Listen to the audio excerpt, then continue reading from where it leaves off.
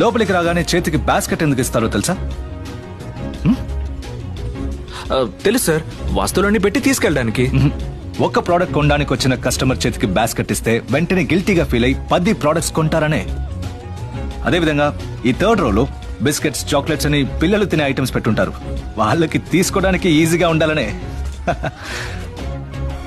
అత్యవసర వస్తువులైన రైస్, పాలు, పప్పులు వీటన్నిటిని చివరన పెట్టుంటారు. ఎన్ని ప్రోడక్ట్స్ ని దాటుకుని అక్కడికి రావాలి కదా. సో నువ్వు క్యాషువల్ గా అటు ఇటు చూసి నీకు కావాలనుకుని వేరే ప్రోడక్ట్స్ ని కొనేస్తావు. ఈ సూపర్ మార్కెట్ లో విండో చూసావా? లేదు సార్. క్లాక్ కూడా ఉండదు. ఏ లోపలికి వచ్చే కస్టమర్ కి టైం పోయేది తెలియకూడదు. అది మాత్రమే కాదు, అన్ని సూపర్ మార్కెట్స్ లో లోపలికి రావడానికి ఒక దారి, బయటికి వెళ్ళడానికి ఒక దారి.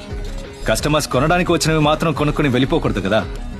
వీటన్నిటిని మించి బిల్ కౌంటర్ కి పక్కన పిల్లలు ఇష్టపడే ప్రోడక్ట్